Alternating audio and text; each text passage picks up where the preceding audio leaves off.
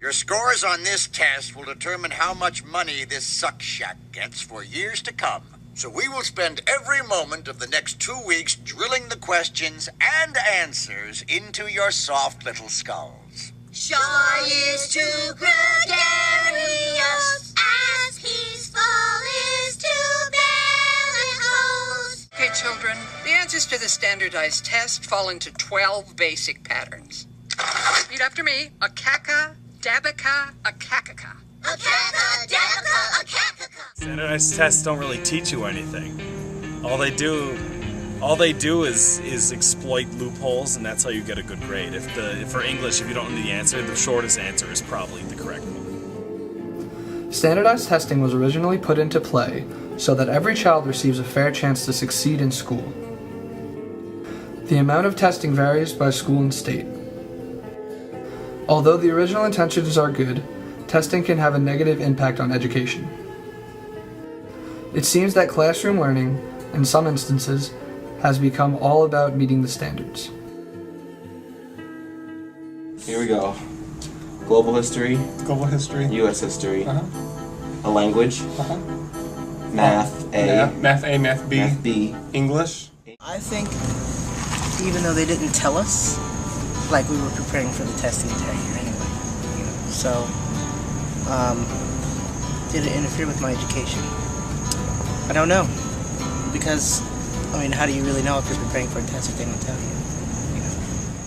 English. English every year and a half. Every year and a half for English. So that was probably 2 or 3. And then we The had environment, which was bio. Yep, we had physics or chemistry. Chemistry, that's 9. And then, or is this high school or just This high can we do middle school too?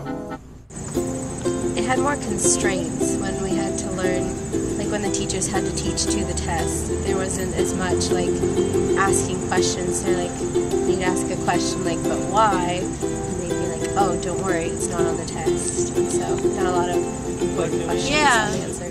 Probably, including AP tests, probably 16 to 20 standardized tests.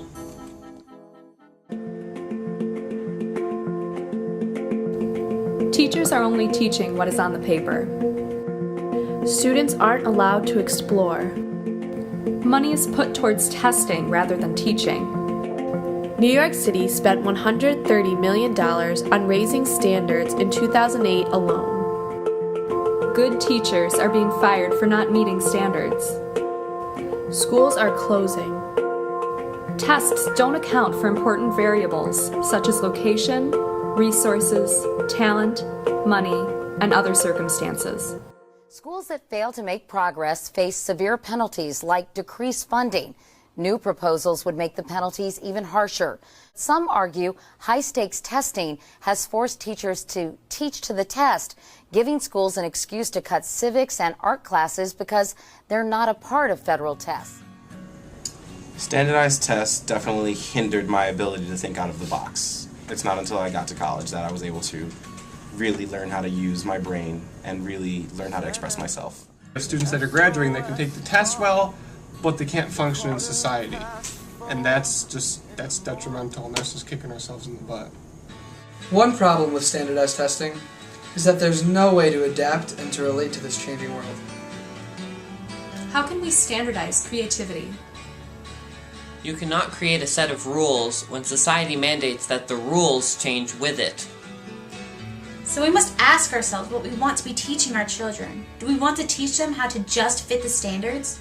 Or do we want them to learn to think critically about the world?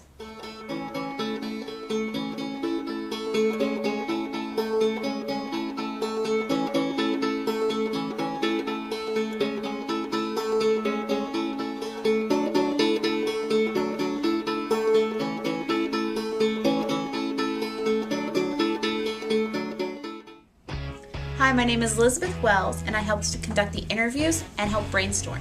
Hi, I'm Willis Reifsnyder, and I both brainstormed and outlined the statistical data from the article we chose.